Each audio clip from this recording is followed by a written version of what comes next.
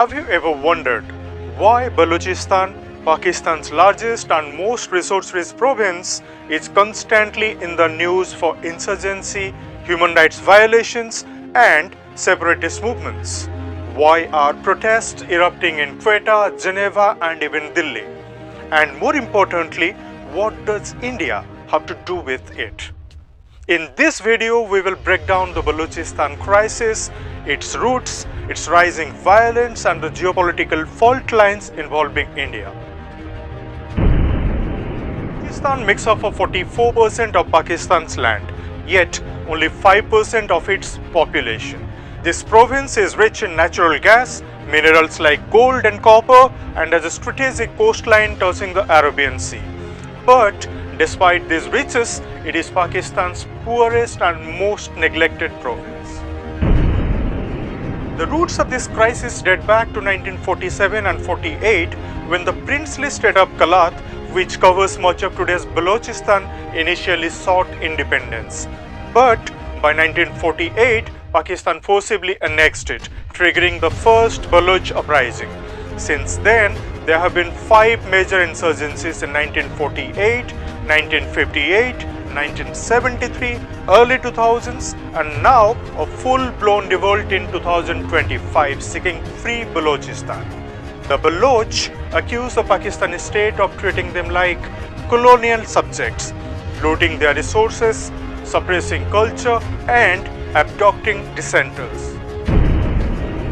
This year, things took a dramatic turn. In April 2025, the Baloch Liberation Army, also known as BLA, hijacked the Jafar Express, taking 400 plus hostages and killing 26 people. Weeks later, Mir Yar Baloch, a prominent separatist leader, declared independence and appealed to India, the UN and global bodies for recognition. Insurgent groups like BLA, Balochistan Liberation Front, and Balochistan Republican Army have launched more than 70 coordinated attacks across the province, under campaigns such as Herof to targeting military posts, Chinese engineers, and key CPEC projects. Human rights groups have reported enforced disappearances, extrajudicial killings, and mass graves in the province. Instead of development, Pakistan, however, deploys more troops in the province while locals continue to protest, holding up photographs of missing sons and brothers. Pakistan isn't just about internal unrest, it is about regional geopolitics. The China-Pakistan Economic Corridor, also known as CPEC, worth about $60 billion, runs through this province. Its Gwadar port is critical to China's global trade plans. But the locals, still poor, still unheard. Now let's talk India. For years, Pakistan has accused India of funding Baloch rebels via Afghanistan. The arrest of Kulbhushan Yadav in 2016 was Pakistan's smoking gun. India denied spying but did admit that he was a former Indian Navy officer. However, India's official position is of no interference.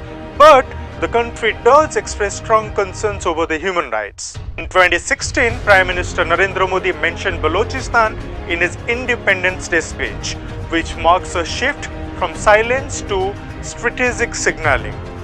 Since then, Baloch activists have sought Indian support in forums from Geneva to Washington. India, however, treads a careful path, raising voices but avoiding any direct conflict with Pakistan. The Balochistan crisis is more than an internal conflict.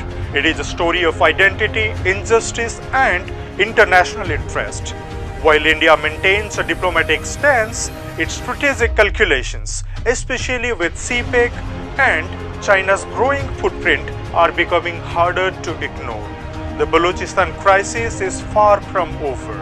It is a complex struggle of identity, autonomy, and geopolitics. India's role, whether a passive observer or active player, is constantly evolving.